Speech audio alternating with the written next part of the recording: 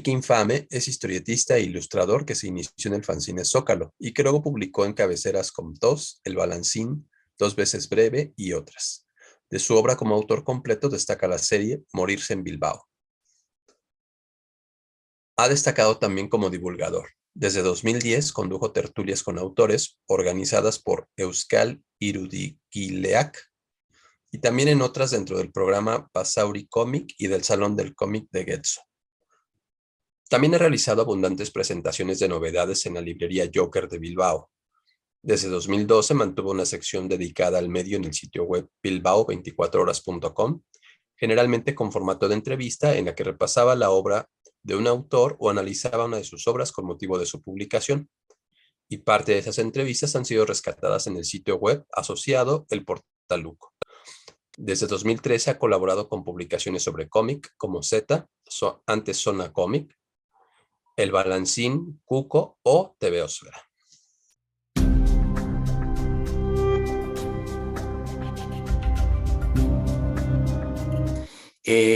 A la hora de abordar la entrevista, yo lo que intento es sobre todo conocer a quien tengo delante.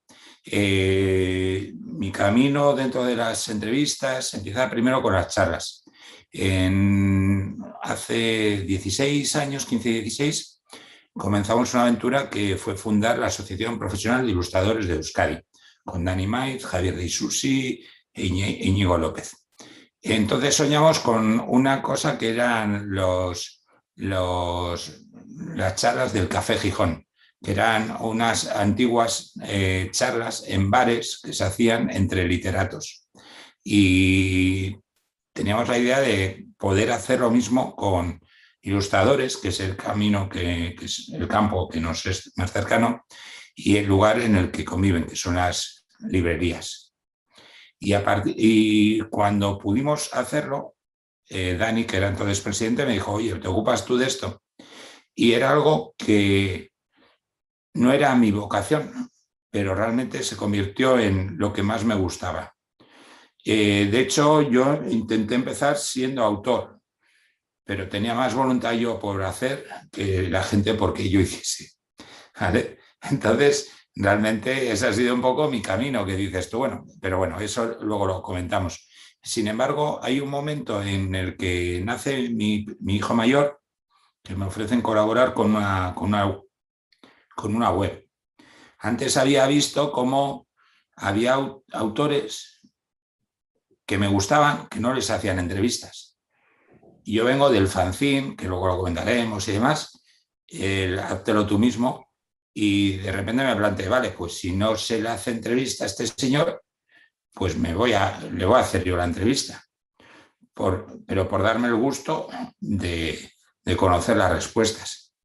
Entonces, cuando empecé, vi que, así como autor nunca había destacado especialmente, ahí sí que vi que tenía una aportación, que yo creo que en este mundo, como en todos, es tocar una tecla, que es la que hace que hagas algo que sientes como propio, y si además la gente lo valora, pues es muy, muy rico.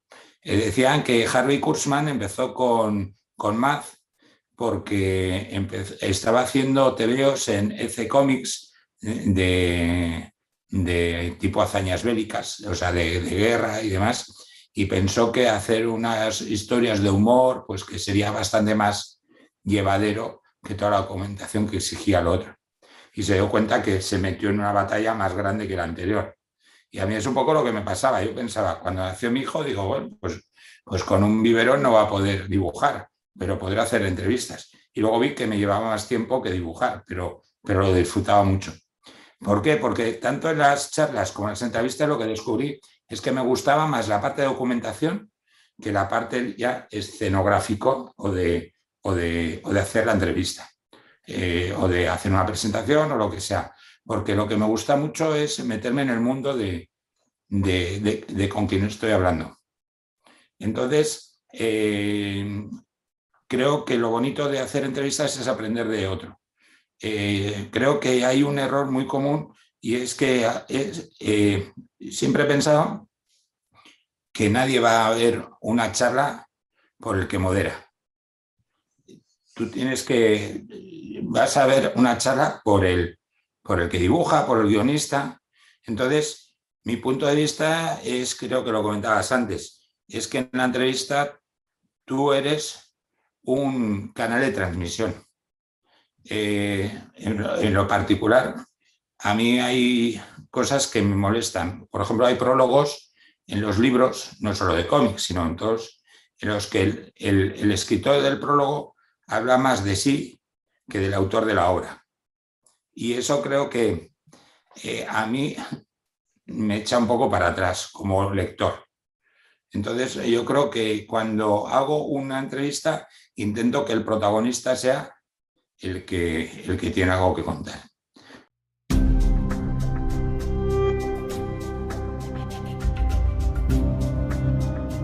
Claro, el tema es que durante mucho tiempo en España el mundo del cómic ha sido muy endogámico. Es un mundo que se ha retroalimentado, que realmente es como se decía antes en el fútbol, que todo el mundo es entrenador, ¿no? Entonces realmente yo he estado en un festival que era de novela negra, no era de cómic. Entonces me invitaron a ir y me senté y digo, hostia, qué de gente, qué bien. Entonces acabamos la charla, yo pensando, hemos triunfado, me interesa lo que hacemos. Entonces me levanté del sitio de ponente, los que eran públicos se levantaron y pasaron a ser ponentes. Entonces, claro, la trampa era que realmente ahora te toca estar escuchando al otro y ahora te toca hablar. Y entonces creo que ese es un camino que muchas veces ves que existe dentro del mundo del cómic, que realmente somos el mismo público cambiando de sitio, ¿no? Entonces, claro, yo creo que lo que tienen razón Cristina y Susana, que además en su obra se ve que lo que quieren es llegar al público al que interese la obra más allá de cómo se expresa. Es decir, ellas sobre todo tienen un componente social muy fuerte en su obra, que es un poco lo que ha podido aportar la novela gráfica dentro del mundo del cómic. La novela gráfica es una etiqueta, todo lo que tú quieras, ¿vale? Pero en España, por lo menos, antes, durante mucho tiempo, los cómics estaban en las librerías especializadas. Es decir, a los que les gustan los cómics van a los sitios donde tienen cómics y realmente ahí está el concepto de friki, un poco orbitando siempre.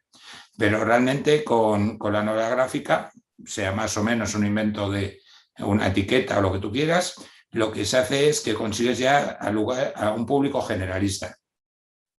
Y si tu propuesta interesa, que la lea no porque esté hecha en cómic y tú lees cómics desde que eras niño hasta que piensas que un día yo voy a poder hacerlo, sino que realmente tú cuando te interesa, pues por cambiar un poco el registro, te interesa el tema de la Segunda Guerra Mundial, los republicanos y demás, cómo fue la liberación de París, pues de Francia, y ves que hay películas y entre esas películas hay un libro que puede ser Los surcos del azar de Paco Roca, que es un libro, un tomo unitario que te cuenta una historia de principio a fin y que está a la altura de cualquier película, cualquier novela y que realmente está en los lineales de las grandes superficies para que puedas acceder a él.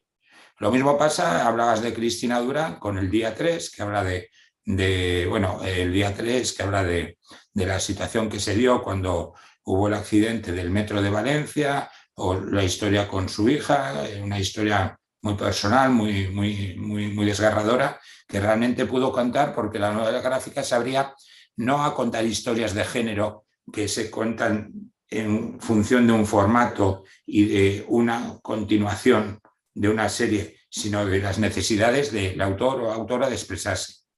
En el caso de Susana, su compromiso también es primero con el colectivo LGTBI, acaba de sacar con CEAR una historia de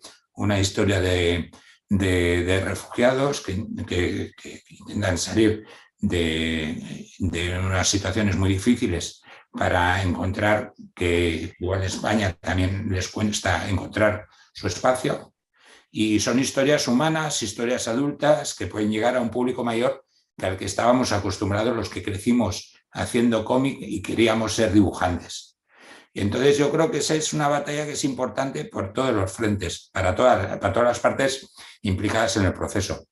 En el caso de los críticos, hay que decir que en este momento en España al menos hay una cierta presencia en los medios del cómic.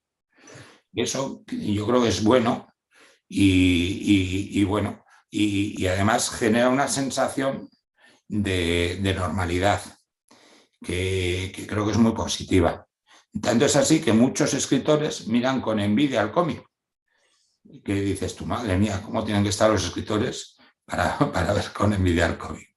Pero bueno, el caso es que yo creo que deberíamos estar todos en ese movimiento un poco de hablar con personas y no con lectores habituales.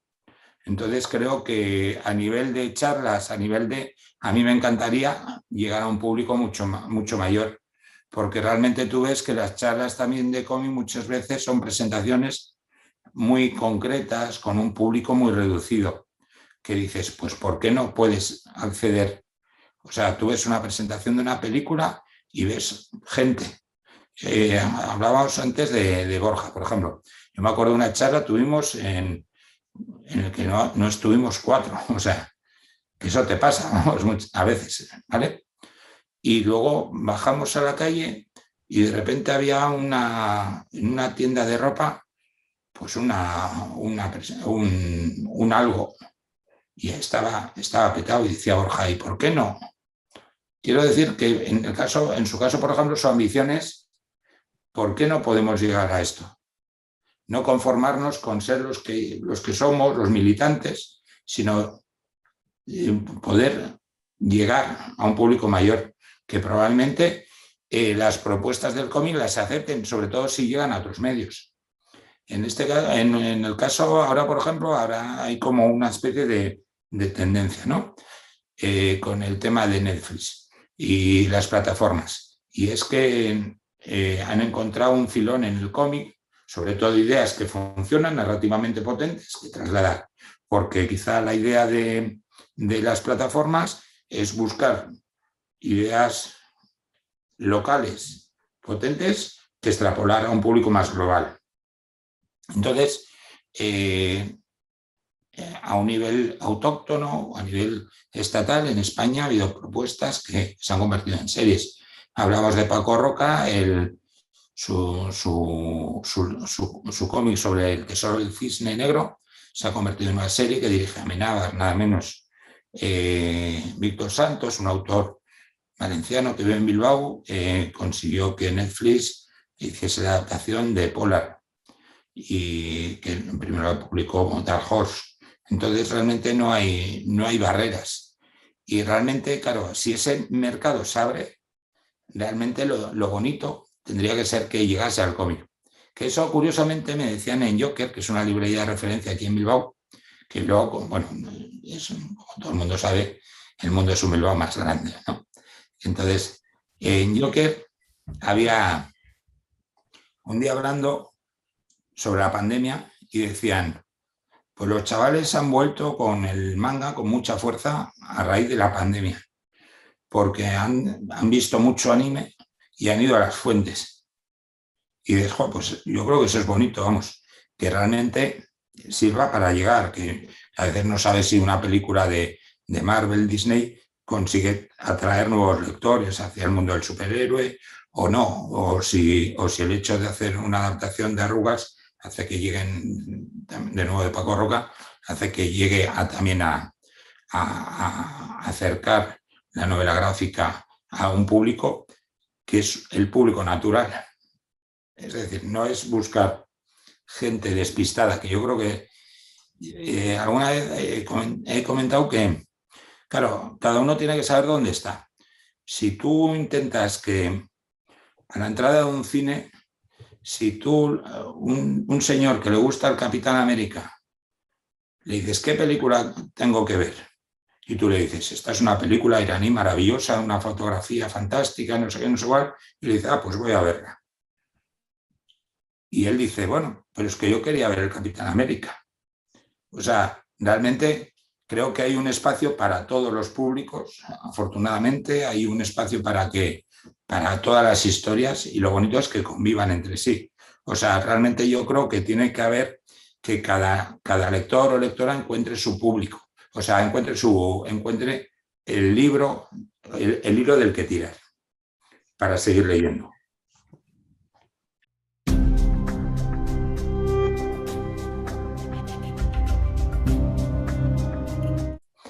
¿Qué pasa con el cómic? Y esta es mi teoría, que no la he contrastado. El cómic siempre ha tenido un cierto complejo, porque sus orígenes están en el cómic infantil. Entonces, o en el consumo en una cosa popular.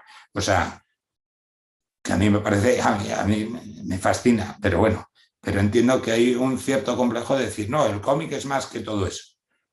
Y realmente con la novela gráfica se consigue esa legitimidad, ¿vale? De decir, no solo es una lectura para niños, no es solo algo para clases populares, que es como nace en realidad el cómic en Estados Unidos, ¿no? Que realmente el Hearst empezó a hacer los cómics para llegar al público inmigrante que no sabía leer y para vender periódicos. Hizo Yellow Kid y decía, si tiene dibujos, más allá del texto, van a poder seguir la historia.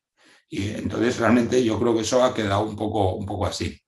Pero con la novela gráfica, pues bueno, parece que se sale un poco de esos estándares. Además, en España luego tiene un cierto reconocimiento institucional. Surgen los premios nacionales. Es decir, hay como una cierta voluntad a nivel institucional, un reconocimiento de la importancia que puede tener el medio. Y ahí yo creo que hay un público que está variando, que ya ha accedido a ese escenario de forma natural. Es decir, yo tengo casi 50 años, crecí con las revistas y demás, pero hay gente joven que ha crecido ya con la novela gráfica de base y que está haciendo propuestas que quieren ya romper con eso, que me parece muy interesante. Y lo que me parece también muy, muy bonito es que las editoriales se han dado cuenta que para llegar a un público adulto hay que tener público joven. Entonces realmente cada vez están apostando más por los niños, que es un público que se ha descuidado mucho tiempo, curiosamente, que esta es lo que te decía, que es mi teoría, que realmente nos hemos preocupado tanto en ser dignos que nos hemos despreocupado de ser divertidos a veces. Y yo creo que las editoriales están haciendo un esfuerzo sobre todo para llegar al público joven de una forma actual, porque lo que ha pasado mucho tiempo aquí es que se han ido reproduciendo los cómics que leíamos de generación en generación, de abuelos a padres, de los Mortadelo y Filemón, los Zipizape, Pepe Gotera, que son tebeos estupendos, que son autores geniales y demás, pero realmente tú ves la televisión y tú ves unos dibujos que tienen otras texturas, tú ves videojuegos, tú ves el contexto en el que se desarrolla el mundo de nuestros hijos y no es el de la posguerra. Entonces realmente yo creo que hay ahora un esfuerzo muy, muy ilusionante por llegar a ese público, por conseguir captar la atención. Y yo creo que en mi caso, que soy pues lector, hay gente que es lector de otras cosas, yo soy lector de cómics, hay una cosa muy bonita y que en mi caso, que creo que puede ser la de muchos y que creo que es el buen camino para que el cómic crezca, es que en cada momento de mi vida he encontrado el cómic adecuado para lo que estaba viviendo. Al final creo que los cómics no son, tienen que acompañarte en todas las etapas del crecimiento. Y da igual lo que te guste leer, da igual pero creo que es importante que todas estén cubiertas.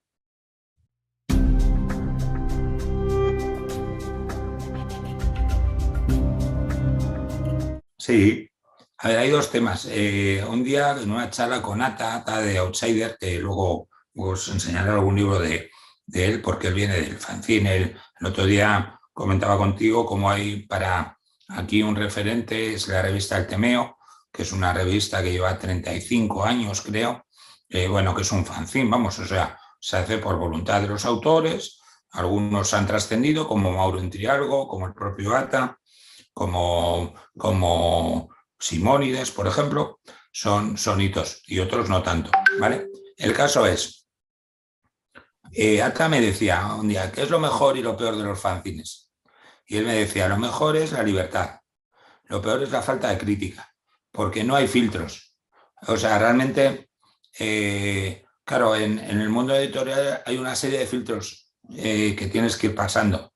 Por una parte, tú tienes que conseguir presentar un proyecto a un editor, que el editor le interese, según sus motivaciones, según la potencialidad que le vea al proyecto y demás. Y ahí pasas un primer filtro, luego pasas otro, que es la distribución, pasas otro, que es el público. Y sin embargo, aquí tenemos un tema que es como que parte nace de la voluntad propia de hacerlo y moverlo o no moverlo. Entonces, claro, yo creo que eso depende también de las personas. Yo reconozco que a mí me encantan los fanzines, hago fanzines y creo que ha sido para mí el espacio en el que me he desarrollado el grueso de mi trayectoria, vamos. Quizá no me gusta la actitud derrotista de los fanzines de se me debe. O sea, de he hecho un esfuerzo porque nadie me reconoce el esfuerzo. O sea, quiero decir, el esfuerzo en sí, aunque suena duro de decirlo, no es suficiente. Es que realmente la gente no le puedes decir, esto me ha costado tanto hacerlo. Tú tienes que ofrecerle algo que le interese. El otro día leí una entrevista a Pepe Larraz en la revista Zona Cómic, que le preguntaba a Koldo Azpitarte, le decía, ¿cuánto tiempo tardas en hacer un cómic para el mercado americano? Y decía 6 semanas, y creo que era, o sea, te hablo de memoria. Bueno, pero eso es mucho tiempo y tal, y no puedes hacer en menos. Y él decía, el día que en Marvel impriman en portada, este TVO se ha hecho en 15 días, el día que pongan eso, yo lo haré en el tiempo que consideren, pero a mí me van a juzgar por el resultado, no por el proceso. Entonces creo que ahí hay un matiz que es un poco duro, porque realmente la gente pues va al final, claro, por lo general el fanzine te mueves en una zona de confort, es decir, en un circuito en el que te conocen y entiendo que tienen un cierto aprecio, ¿no? Entonces, en esa parte yo creo que hay que ser un poco más ambiciosos, vamos. Pero creo que el otro día estuvimos en Irúdica, que es un festival que hacemos aquí, que es sobre ilustración, y hablaba con gente de fanzine de Portugal, de Bélgica. Y la pregunta es si el fanzine es un fin o un medio, porque realmente hay gente que considera el fanzine un aprendizaje para llegar a otros espacios. Entonces, yo creo que es igualmente válido. O sea, realmente hay un proceso de aprendizaje que me parece lo más lógico que se hagan fanzines, en webcomics o lo que sea, porque claro, hablamos antes de novela gráfica, pero para un autor tiene que ser muy complicado de repente que su primer trabajo sea, sin un aprendizaje previo, hacer una historia de 100 páginas. O sea, realmente creo que ese rodaje antes te lo daban las revistas y demás, y creo que es bueno que exista, vamos. Y luego creo que hay gente como yo mismo que estamos adscritos al género, ¿no? Que estamos enamorados del medio, del fanzine por sí mismo, y que realmente no, yo en un momento dado intenté ser un autor de reconocido prestigio, un serio sesudo y demás, pero luego me di cuenta que me divertía más siendo gamberro, pensando cómo editarlo, haciéndolo un poco, buscando también el hecho de que hagas fanzine no quiere decir que digas tú, voy a hacerlo y me da igual lo que pase, sino que creo que también te permite la autoedición controlar todas las partes del proceso. Por una parte, está claro que si a mí me hubiese llamado Marvel, no estaría haciendo fanzines, pero no ha sido el caso, no es mi historia, vamos. Podría haber sido, pero no es el caso, vamos, no he tenido ni el talento ni la ambición necesaria.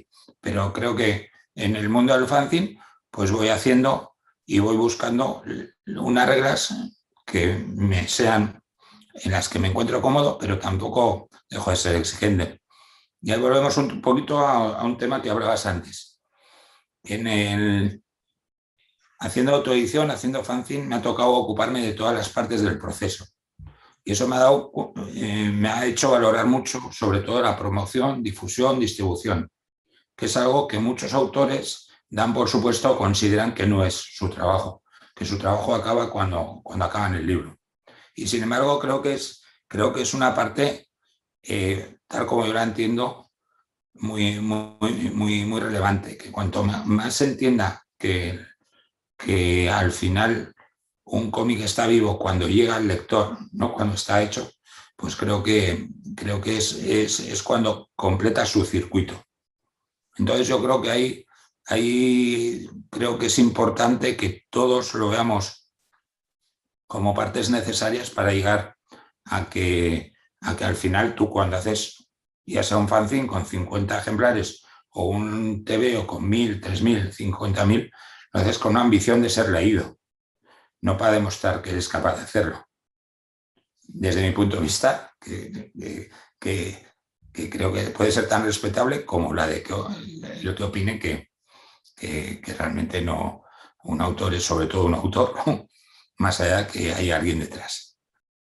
Vale, dos cosas que yo creo que son importantes. O sea, igual ha sido muy duro con los fanzines, porque realmente, pero porque considero que hay que ser también un poco exigentes. O sea, porque yo quiero los fanzines y me parece que es importante que también los fanzines se pongan un poco a ser exigentes consigo mismos.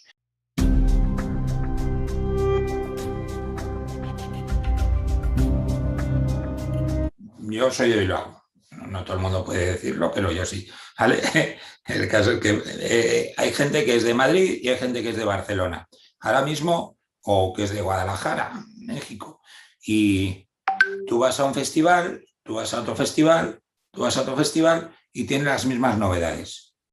¿Y cuál es la diferencia? Las voces locales, las voces pequeñas. Es lo que no es trasladable de un sitio a otro. Al final el fanzine tiene unos problemas estructurales que sobre todo pueden ser de distribución y demás, que hacen que al final llegues a o porque por problemas de organización interna, todo lo que tú quieras, que no se salga de ese espacio concreto. Pero claro, ahí tú tienes unas voces que son distintas. Aquí que en Guadalajara, que en Madrid, que en Barcelona, que en Valencia. Y yo creo que eso ya es positivo, a priori, vamos. Luego, a la hora, lo que comentabas, en fanzine y educación, que dices, yo voy a México y de ser algo tan árido como eso, ¿cómo llegas al público? Es que yo creo que tengo aquí un fanzine, ¿vale? Doblo una hoja y esto ya no es un folio, esto ya empieza a ser el germen de una historia. Y eso lo tienen los niños que luego lo pierden. Y eso realmente a veces es una pena que este puño tenía puño que ha estado mucho tiempo viviendo por allá, en una charla que es cuando dejaste de dibujar, ¿no? Entonces dices, ¿por qué vas a dejar de dibujar si tienes cosas que contar? Y yo, por ejemplo, no estoy de acuerdo en que cuando hago talleres y demás, siempre digo, mi nivel de exigencia es, para contar una historia, un círculo, palito, palito, palito, palito, palito. Y eso es un personaje. Y con ese personaje ya lo puedes contar todo. No sé si conoces, hay un autor que se llama Calpurnio, que tiene una historia que se llama, a ver si me deja, bueno, compartir, vamos a ver si localizo una cosita de él. Calpurnio es un autor que tiene un cómic que se llama El bueno de Cutlas, ¿vale?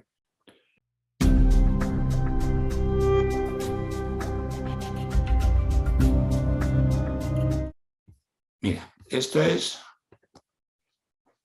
Calpurnio. Okay. ¿Vale? Este hombre, pues con sus historias te lo puede contar todo y no necesita más que esto. O sea, un personaje, una pistola, que además hace gala de la sencillez con que lo cuenta. Porque al final lo importante es el contenido, es tener algo que contar. Yo, ¿por qué no he llegado a ser el gran autor que debiera ser? Porque probablemente no tenía nada especial que contar. Yo quería ser dibujante de cómic, porque me gustaba de niño leer tebeos. Pero si realmente, ¿qué diferencia Paco Roca de otros dibujantes? ¿Es el mejor dibujante? ¿Es el mejor guionista? No, es que tiene algo que contar. Entonces realmente creo que por ahí van los tiros, que creo que con esa honestidad puedes ir a cualquier parte del mundo. Javi Rollo es otro autor que también yo creo que comparte mucho con Calpurnio esta imagen un poco despojada del dibujo. Es decir, él yo creo que tiene esa idea de, sobre todo, hay que trasladar contenido y sobre todo salirse del circuito cerrado del cómic para intentar llegar a un público mayor. Es decir, yo cuento historias, pero no me dirijo a dibujantes, no me dirijo a lectores de cómic. Cuento historias y las hago en cómic. Pues el caso es que él se motivó con una experiencia que fue hacer una escuela en Senegal. ¿Vale? Construir una escuela, hizo talleres y se trasladó a Senegal. Y su instrumento era el dibujo. Y al final con el dibujo iba a todos sitios. Al final se generaba una comunión que no la dan otros medios, que no la dan. Realmente el dibujo probablemente es lenguaje universal, vamos. Entonces creo que ahí se puede hacer mucho, porque cada uno cuente, y lo más bonito es que cada uno cuente lo propio, ¿no? Que volvemos un poco a lo de Netflix. Ese invento de decir, cuidado, en vez de hacer un blockbuster globalizado, si yo hago una pequeña serie en Corea, pero lo extrapolo a otro mercado, de repente tienes un juego del calamar, ¿sabes? Que de repente te llega sin dejar de ser algo más local. Entonces, bueno, aquí también ha pasado con algunas grandes editoriales que en vez de apostar por lo comercial, entre comillas, se han ido hacia las voces únicas. Y autores que realmente tienen cosas que contar, aunque no sean los dibujantes que la gente ha leído en los últimos 40 años, porque aspiran a un público nuevo. Todo orbita un poco en lo mismo, vamos, que realmente quieres salirte de ese corsé. Entonces creo que eso es motivador, vamos.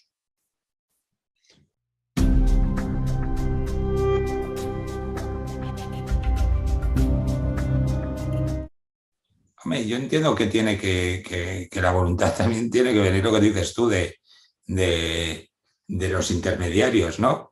Claro, aquí, por ejemplo, yo estoy cada vez más metido, tipo club de lecturas, que se hace en bibliotecas públicas. Las bibliotecas públicas cada vez tienen una mayor oferta de cómic, o sea, se acepta de un modo más naturalizado, que creo que es muy importante.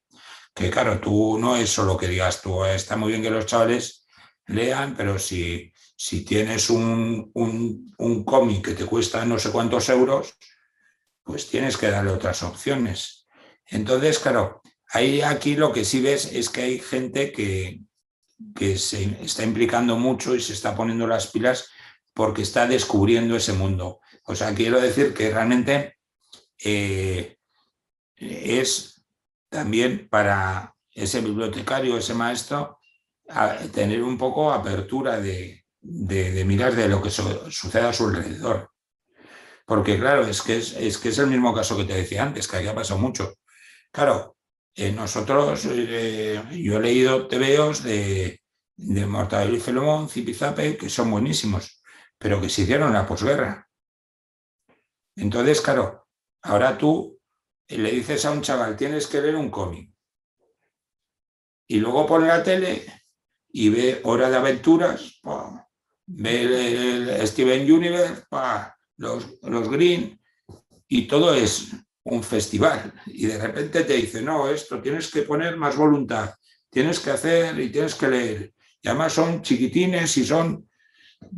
Entonces, claro, tienes que adecuarte también al público, ¿no? O sea, realmente tú no puedes... lo comentabas el otro día, que es muy peligrosa la nostalgia, porque al final, pues gente de mi generación dice, jo, como los dibujos animados de antes no se hacen, y consideran que los dibujos animados que veían ellos de niños son los que tienen que ver sus hijos. Pero tú de repente ves Pixar y dices, ¡buah! ¿En qué parte es peor esto que los malos dibujos de Hanna-Barbera que yo veía, que movían los brazos mientras corrían para que fuese más barato? ¿No? O sea, realmente yo puedo tener un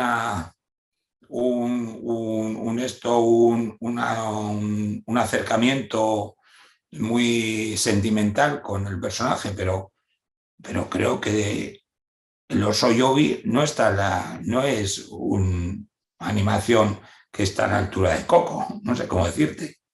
O sea, realmente ahí hay un salto, y entonces, claro, los chavales ahora tienen una información tremenda por todos los medios. Entonces, verla como enemigo a lo que sucede alrededor, yo creo que también es un problema, porque tienen los móviles, y realmente, claro, el tema es cómo enganchar a que realmente decir, estas hojas de papel pueden ser tan divertidas como una tablet, ¿no?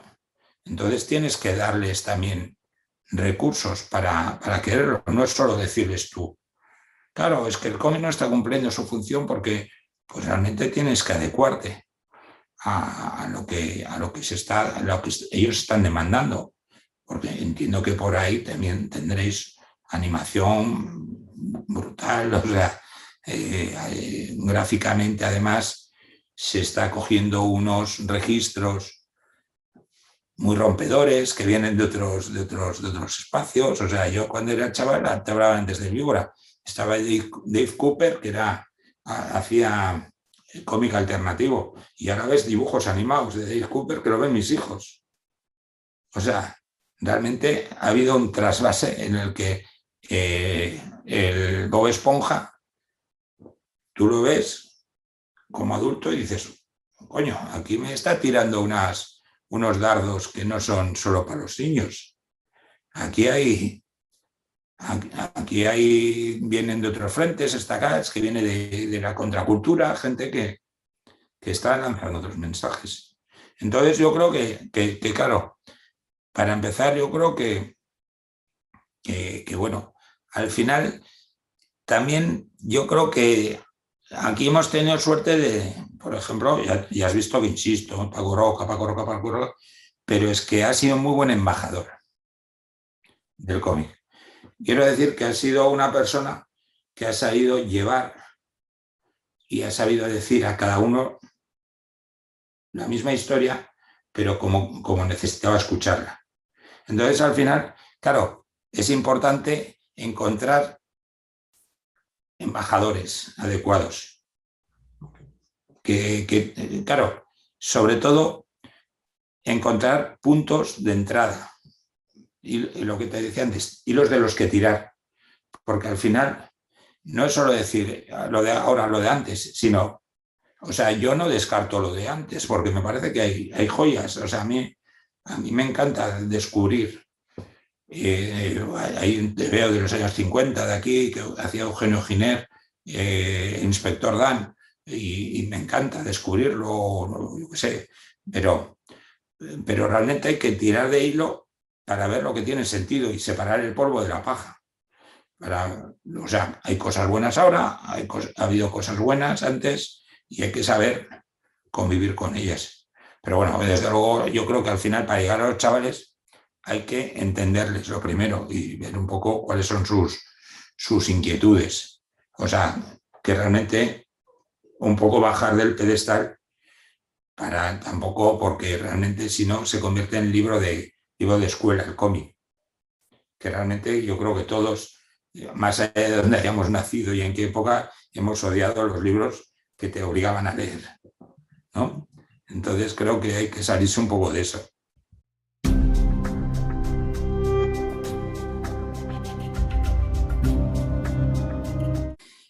Yo como no conseguí ser, volviendo un poquito a lo anterior, vamos, no conseguí un público de todo el mercado editorial tampoco tenía mayor interés en que yo hiciese, es decir, yo era un autor prescindible, o sea, quiero decir que la voluntad de hacer o no hacer era exclusivamente mía, o sea, y eso es lo que ha hecho que yo siga haciendo fanzines, y es que la voluntad es mía de hacer, no del público de leerlos, ¿vale? Entonces, claro, a medida que vas haciendo, vas tejiendo redes. Y a medida que vas tejiendo redes, lo que antes te parecía que no tenías, poco a poco lo vas consiguiendo. Claro, había en una entrevista leía a un señor que era muy rico y demás, y que estaba hablando con gente joven y tal. Y decía a los jóvenes, claro, pero es que como tú eres rico, y él decía, daría todo lo que tengo por tener tus 20 años. Porque al final, realmente, nadie nace sabiendo. Al final tú tienes que equivocarte muchas veces hasta encontrar tu camino. El tema es que yo creo que hay un problema y es querer empezar. Aquí tenemos un problema y es que todo tiene que ser un triunfo. Y yo creo que ese es un problema que realmente, el otro día te lo comentaba, yo durante mucho tiempo me costaba mucho verbalizar que había hecho tebeos que no interesaban a nadie. Pero el poder decir, no he vendido una mierda, y poder ha hecho que me haya quitado de encima un peso, que es intentar dar la sensación que lo que haces interesa sí o sí. Luego empiezas a rascar y hay muchas cosas que te gustan a ti y piensas que todo el mundo las debería conocer, pero tampoco son necesariamente mayoritarias, pero tienen que convivir con lo otro. O sea, realmente hay propuestas que son para un público pequeñito y no pasa nada, porque cumplen otra función. O sea, el problema es intentar. A mí no me gusta el Capitán América, pero que en vez del Capitán América se lean mi TVO, todos los que estaban leyendo, ¿sabes? Es que realmente, pues si quieres el público del Capitán América, haz el Capitán América. Y hazlo como el que lo está haciendo. Pero si no, vas a tener que buscar otro camino. A eso hay un director que te sonará de México, que se llamaba Buñuel, ¿vale? Entonces, Buñuel un día en las memorias, en mi último suspiro, decía que estaba hablando con Nicolás Rey, creo que era, con un director, y le decía, pero ¿cómo te dejan hacer todo esto? Y él enseñó la nómina. Si quieres hacer lo que yo hago, puedes cobrar lo que yo cobro. Y entonces el otro se cayó y se fue. Porque al final, claro, al final todo tiene su precio. Si tú quieres hacer algo que te interesa a ti y luego pues no interese, puedes hacerlo, pero no puedes esperar que la gente te responda o sí, porque luego a veces descubres que hay voces únicas que son, pues hay directores maravillosos como Wes Anderson que igual no son tan masivos y luego resulta que sí, que luego igual te hacen propuestas que llegan a tanto público de otro modo como un James Bond, que igual pertenece a otra época del pasado. Entonces, pues bueno, yo creo que al final cada uno tiene que hacer lo que considere y hacerlo de una forma libre. Pero creo que, y eso me lo decía un ilustrador, Iván Barrenechea, que es buenísimo, un vasco, un precioso en lo que hace. Y me decía, en la ilustración, que puede ser extrapolable al cómic, el premio es seguir ilustrando. O sea, aquí no hay estrellas de rock, no hay... Realmente es un trabajo muchas veces ingrato, pero realmente tiene que partir de una pasión por lo que estás haciendo y del convencimiento que te compensa de un modo u otro. O sea, realmente cada uno yo creo que tiene que buscar sus excusas para seguir, ¿no? Que al final... Pero tampoco es que digas tú, bueno, pues claro, yo hago esto, hago este camino, consigo suficientes seguidores, tal. En nuestro caso, nos metimos en el crowdfunding, hemos hecho un TVO, ¿no? Morirse en Bilbao. Empezó siendo un juego, que era... Yo hacía fanzines cuando descubrí que a nadie interesaba que hiciese cómics serios y sesudos y seguía haciendo fanzines. Y entonces un día hay un autor que se llama Manuel Bartual, que igual habrá llegado ahí, hizo en Twitter en un verano en un hotel y que cada día iba contando lo que iba pasando y demás. O sea, es un autor que no solo se interesa por el cómic, sino que se interesa por los medios que hay alrededor, que me parece un tema bonito. Y es el maquetador habitual de Astiberri. Venía del mundo del fanzine y de repente sacó una serie de humor, una editorial de humor, Caramba, en la que dijo, voy a hacer lo que con la falta de prejuicios que hacían los fanzines, una editorial. Y me pareció un modo muy interesante de hacer las cosas. O sea, juntar la guerrilla con... Llevo no sé cuántos años de profesional del medio. Y digo, pues voy a hacer alguna cosa en mis niveles, mis capacidades en esta línea. Y ahí nació Morirse en Bilbao. Y llegamos al crowdfunding porque hacíamos un número, una grapa cada año durante el salón, cada vez que era el salón del cómic, de hecho, y tenemos una historia de 5 grapas y que nos autofinanciábamos y demás. Y claro, decíamos, qué bien estaría hacer un tomo. Pero eso significaba que el señor Verde, guionista, y el señor Kiki Infame, dibujante, palmásemos un montón de dinero sin saber si vamos a conseguir vender esos tomos o tener nuestra casa llena de cajas maravillosas y demás. Y entonces le comenté, pues hay una cosa que es el crowdfunding y es más democrático. Si a la gente le interesa, hacemos el tomo y si no le interesa, pues no lo hacemos. Y entonces nos metimos en eso y la verdad que sorprendentemente funcionó muy bien. Y conseguimos hacer el tomo y luego ha tenido otra vida porque en el camino pues volvimos a ver más tebeos, más grapas, pero en el camino llegó el fin del mundo y demás y todo esto. Y entonces decías, no hay librerías, ¿para qué vamos a hacer un tebeo si no hay librerías? Pero con el crowdfunding, si yo lo pongo en internet, te va a llegar a ti, que te interesa directamente, y evitamos esos intermediarios. Y al final, yo en vez de decir voy a hacer 1000 tomos porque esto va a ser la bomba y luego darme cuenta que se vendían 200 y me sobran 800, si yo veía que había 300 personas interesadas, pues digo, pues voy a hacer 500.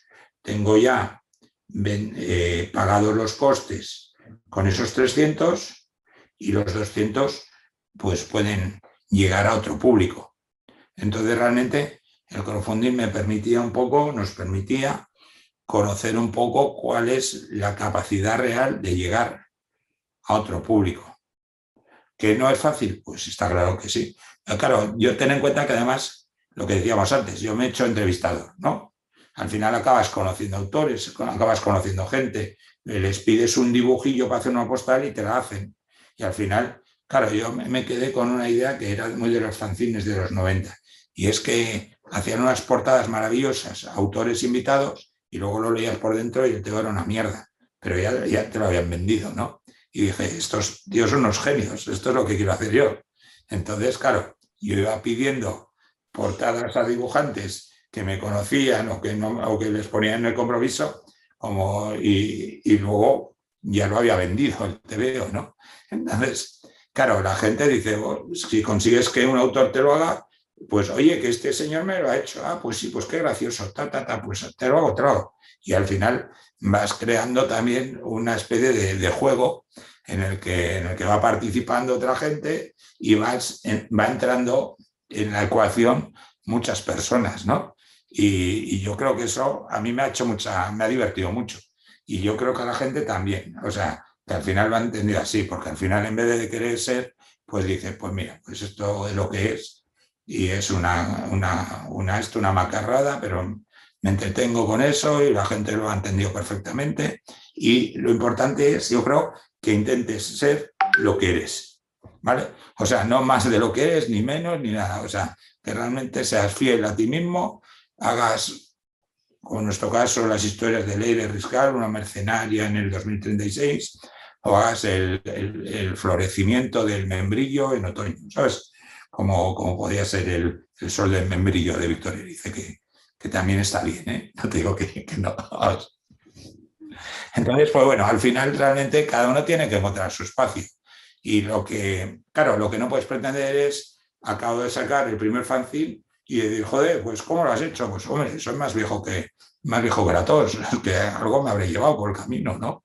O sea, si llevo 20 años intentándolo y no consigo y estoy en el mismo punto, pues va a desperdicio, ¿no?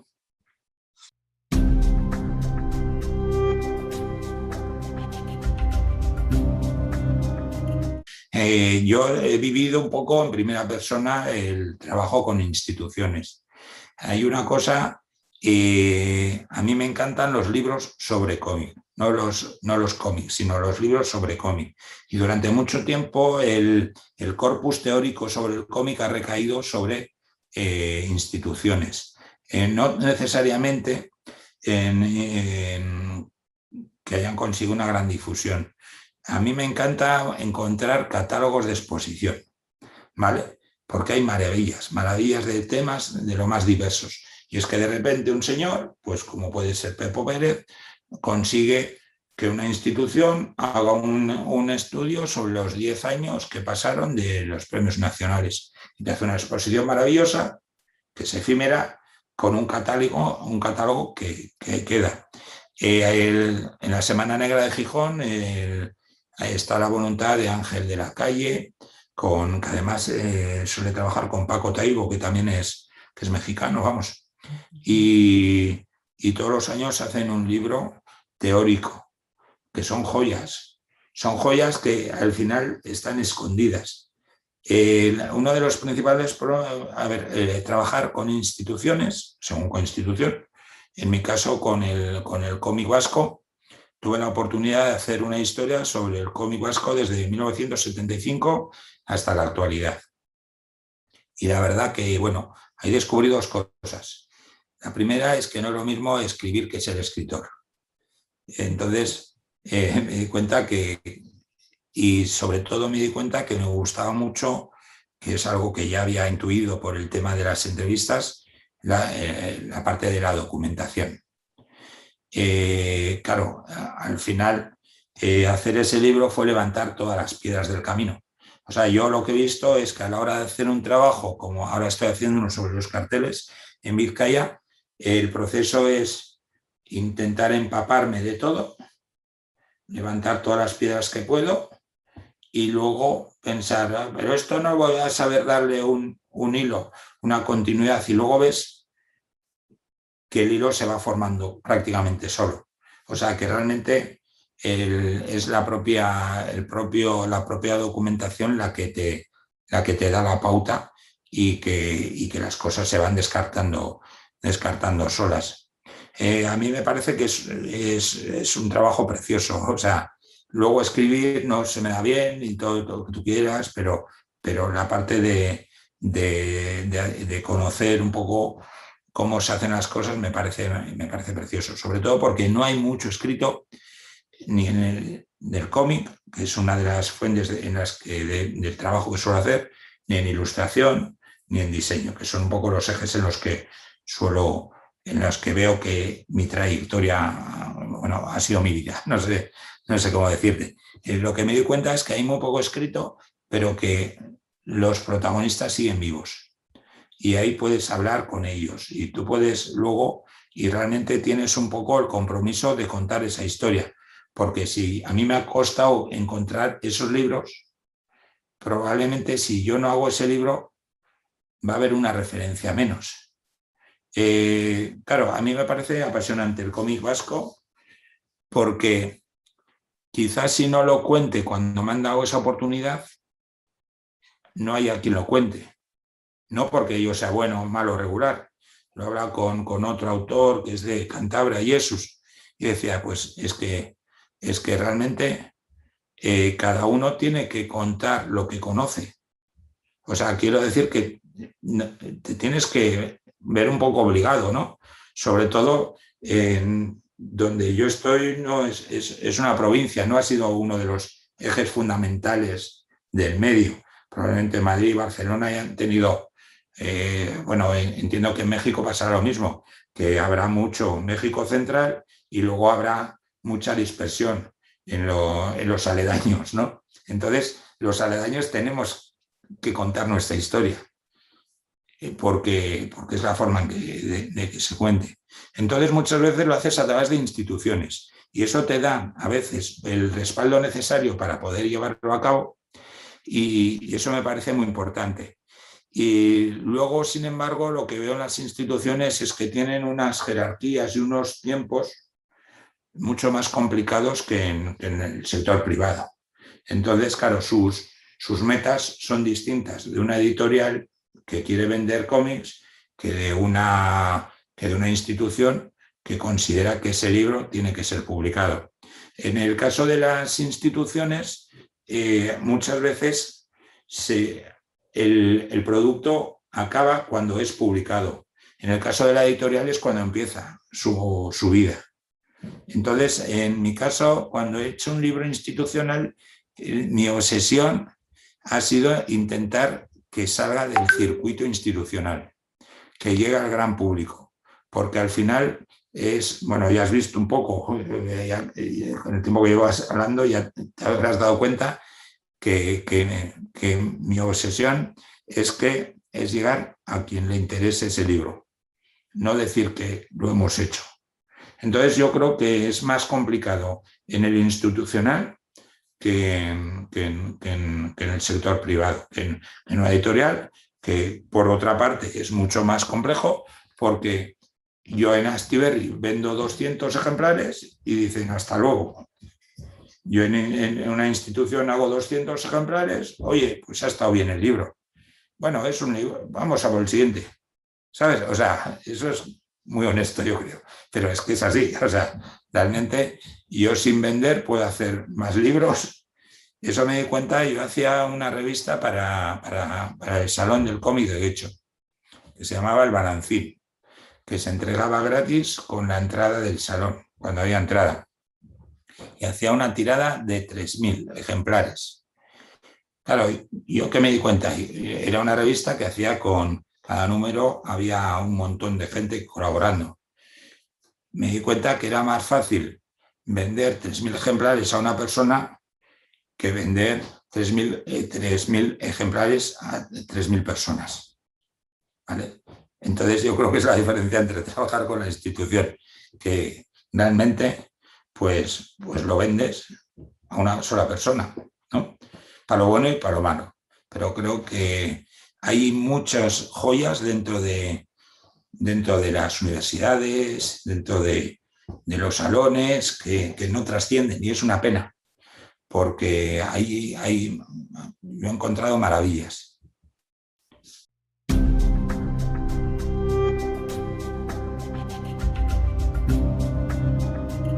Yo siempre me he basado en los procesos, más que en la semiótica del medio. Tanto a la hora de hacer charlas como hacer entrevistas, siempre he intentado que la base sea la propia cronología del autor o autora. Vamos, me parece que realmente son los trabajos los que se convierten en esenciales. Dentro de eso, a mí me interesa especialmente los procesos, que creo que es algo que que al final, cuando hago una entrevista, no dejo de ser un lector más. Y entonces me gustaría tener satisfecha esa curiosidad. Para mí siempre ha sido un referente una revista que había aquí en los años 90, en los primeros 2000, que se llamaba El hijo de Urich, que era una revista que seguía la estela de Comic Journal. Entonces, claro, eran entrevistas larguísimas de desarrollo, no de promoción de la obra. A mí eso me parece que es interesante porque no solo en el cómic, sino en todo, en cualquier tipo de expresión. Cuando un autor hace una retrospectiva y sobre todo sabe analizar lo bueno y lo malo, creo que te transmite verdad. Eso mi padre, una vez aquí los domingos había una feria de segunda mano, de compra-venta de cómics y demás que solíamos ir. Y entonces había un vendedor, tenía un cómic de Moebius. Y mi padre le dijo, ¿este TVO qué tal es? Ah, pues este no es lo mejor de este hombre. Ah, bueno, pues me lo llevo. Y le dije a mi padre, pues vaya forma de vender el TVO. Y me dijo, no, a este señor no le va a comprar una vez, le va a comprar siempre. Porque hay gente que siempre te dice, lo que estoy haciendo ahora es lo mejor, el mejor invento desde la Coca-Cola, Y al final ese tipo de entrevistas, luego ves que no, o sea, porque las cosas caen por su peso. Hay gente que te dice, ¡guau! He hecho un TVO que es... Y luego dices, hace el siguiente y vuelve a ser, y vuelve a ser. Y sin embargo, en las entrevistas de desarrollo, tú ves y dices, pues mira, aquí me equivoqué, aquí está bien, aquí está no sé qué, aquí no sé qué. Y además te cuentan la realidad que ha vivido. Eso, hice un libro entrevista con Mauro Entrialgo, que es un autor de cómic, que es sobre todo un humanista que hace en viñetas, ¿vale? Que refleja un poco la realidad de la calle, pero lo hace en viñetas como podía hacerlo de cualquier otra forma. Y yo le decía, pues cuéntame cómo eran los fanzines en los años 90. Y él me decía, bueno, pero si eso todo el mundo lo sabe. Y de repente un día me dijo, bueno, pero es que ya esos fanzines ya no existen y esos años 90 ya no existen. Y entonces, al final, contando su historia, estaba haciendo historia. Una historia que para él es conocida, pero que quizá ya ha desaparecido incluso. Entonces yo creo que es muy interesante. O sea, realmente a mí me gusta mucho ese acercamiento más humano. Creo que hay gente muy potente, gente muy capaz de hacer semiótica del medio, pero reconozco que me cae un poco en las periferias, vamos. O sea, a mí me gusta más ese contacto humano con las bambalinas. O sea, cómo se hacen las cosas. Que eso decía también mi padre, que cuando alguien te transmite pasión por lo que hace, eso se contagia.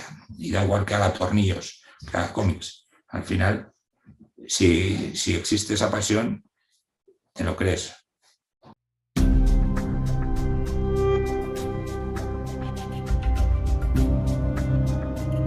Pues he cogido un poco variedad, así para enseñarte cosas que yo creo que reflejan, no son reflejo del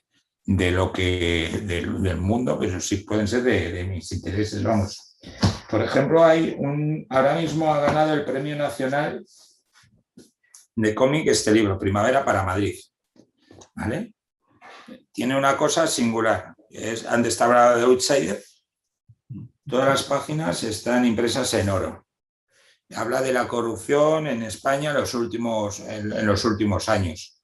Entonces se cuenta en base a... Han salido 2 libros casi a la vez, Primavera para Madrid y Yo Mentiroso, que tienen como eje la realidad concreta del momento en el que vivimos, que es algo que no suele ser muy habitual porque estamos es un medio que tiende hacia la evasión más que afrontar los problemas de la realidad, y mucho menos hacer cara y poner rostros y poner un poco el dedo en la llaga de problemas actuales. Entonces, por una parte el tema es muy potente, igual que el de Yo Mentiroso, que hace Antonio Altarriba con Queco, que es el cierre de su trilogía sobre el yo. En esa línea sale Primavera para Madrid, y por una parte el trabajo de Magius, que es el autor, es tremendo, es brutal, descarnado, porque al final cogen prácticamente las noticias, lo que sucede, y es como bastante ya vistas las noticias de corrupción puestas como una narración, es como espeluznante. Y para hablar de un periodo de corrupción, lo que hizo Outsider es decir, bueno, pues cada libro tiene que tener un formato adecuado a lo que está contando. Entonces, si vamos a hablar de corrupción y tal, pues ¿por qué no hacemos como una especie de lingote de oro gigantesco? ¿No? Entonces, pues claro, de repente ves que el formato también es forma esencial de lo que está contando. Al final no deja de ser un libro en blanco y negro, pero con una patina de dorado de fondo, vamos, que hace que de repente crezca en otras direcciones. Entonces, El Primavera para Madrid es un libro muy potente, un premio nacional, por ejemplo. Ahora, por ejemplo, ha ganado los premios de la Asociación de Críticos de Cómic 2 libros, que son los 2 muy recomendables. Por una parte, un autor consagrado, Paco Roca, que no te sonará, solo por lo que he hablado hoy de él, ya está en esto. El Sol Edén es la historia de una foto de la que está la familia de la madre del autor. ¿Vale? Completa un segundo libro que primero hizo La casa, que era la historia de su padre, del chalet que había ido construyendo y que se hace con los recuerdos una vez desaparece el que lo sustenta. Y en Regreso al Edén es la historia se centra más en la historia de su madre, que es una generación de mujeres que han vivido también muy silenciadas, muy sin poder hablar y que realmente, tanto en el Regreso al Edén como en otro libro, volvemos a Antonio Altarriba, como en El ala rota, pues cuenta la historia de toda una generación en la que el autor tiene que llenar los silencios, las historias que no les han contado. Y luego otra autora que también ganó el premio, pero autora revelación, que es Nadia Jafid, con El buen padre, y que yo creo que es una autora muy potente que muestra mucho las tendencias actuales. Bueno, hay ahora una de las cosas que está sucediendo en el cómic es que hay si antes estaba muy masculinizado el medio, cada vez hay mayor presencia de autoras como hablabas antes de Susana. Tengo por aquí a Nuria Tamariz, que publica en el mercado franco-belga, o Jenny Espinosa de Hop, que realmente están dando un relevo generacional y una forma de contar muy, muy interesante. Además, yo creo que está relacionado también con editoriales independientes como APA, que realmente pues vienen también de la autoedición. Antes hemos hablado un poco de la autoedición, pero al final hay 2 tipos de autoedición. Una que es un poco hago con grapas algo para contar, y luego ahí se ha generado un mercado de un poco casi de libro objeto, ¿no? O sea, de trabajar serigrafía, risografía y demás, y de ahí nace un poco la experiencia de APA y de todo el entorno de Fato. Por ejemplo, aquí recientemente se ha publicado en Tupust. Este es un cómic, un fanzine hecho en euskera por un colectivo feminista.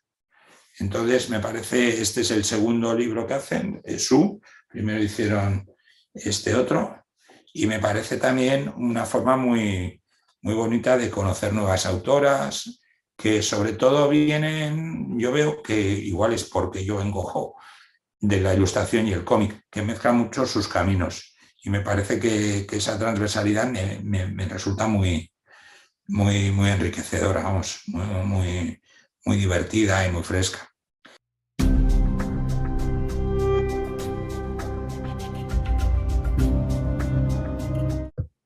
Un poco en la línea de lo que me enseñabas, ¿vale? Órale. Órale. Breve diccionario enciclopédico ilustrado de mi cáncer. Ok. Es una autoedición de 100 ejemplares, Josune Urrutia, que va a sacar ahora una historia con Astiberri en el año que viene. Y entonces lo que decías tú, como una baraja y un abecedario con todos los temas relacionados. Y dices, es una preciosidad. Luego hizo con un hospital otro libro ilustrado sobre el cáncer también. Y ahora el libro que está trabajando es precisamente sobre grandes nombres, grandes autoras que han vivido también la ¿Cómo se enfermedad. llama? Josune Urrutia. Okay.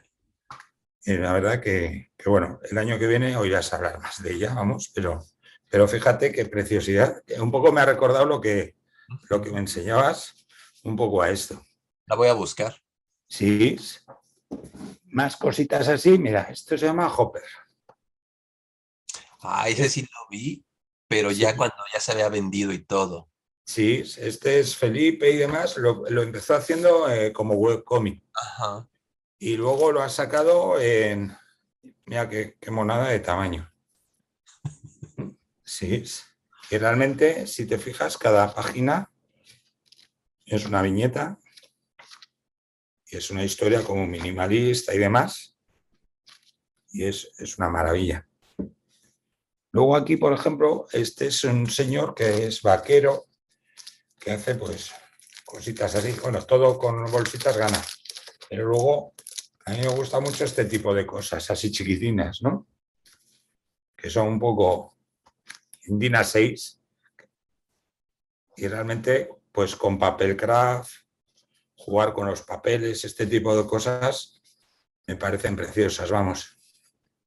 Y luego de Outsider, en Outsider empezó como manera de hacer una producción un poquito distinta con las cajas. Okay. Entonces, ¿qué hizo? 4 cajas llenas de tebeos, ¿vale? A una de un color. Y entonces son libritos así, Ok. que luego son de 16 páginas y que al final, claro, si tú te fijas, Paco Alcázar hizo una historia de estas de 16 páginas y luego en un recopilatorio esa misma historia te cabía en una sola hoja. Pero aquí de repente, claro, él ha pedido colaboración a no sé cuántos autores, pero no deja de ser pedirles una hoja.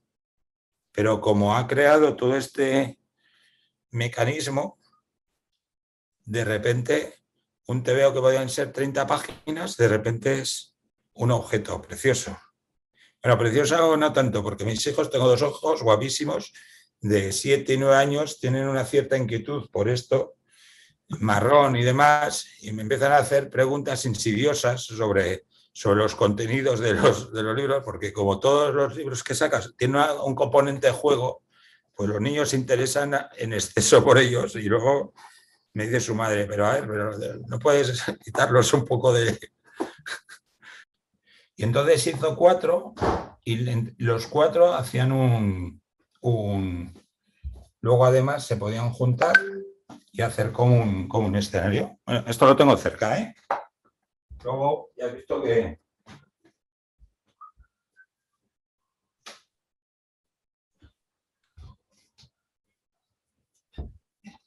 Aquí lo vemos. ¿Ves? Entonces, Qué bonito. sí, claro, verde, rojo, negro y marrón. Y luego los 4 juntos forman como una especie de ciudad. Y cada uno tiene como no sé cuántos dibujantes. Y dices tú, bueno, pues es una maravilla. Sí, así que Está bueno. padre, sí. No, a mí esas cosas, o sea, me parecen muy motivadoras. O sea, me parece que dices tú, oh, pues es que así sí. O sea, ¿quién te va a decir que el fanzine no merece la pena si ves esto?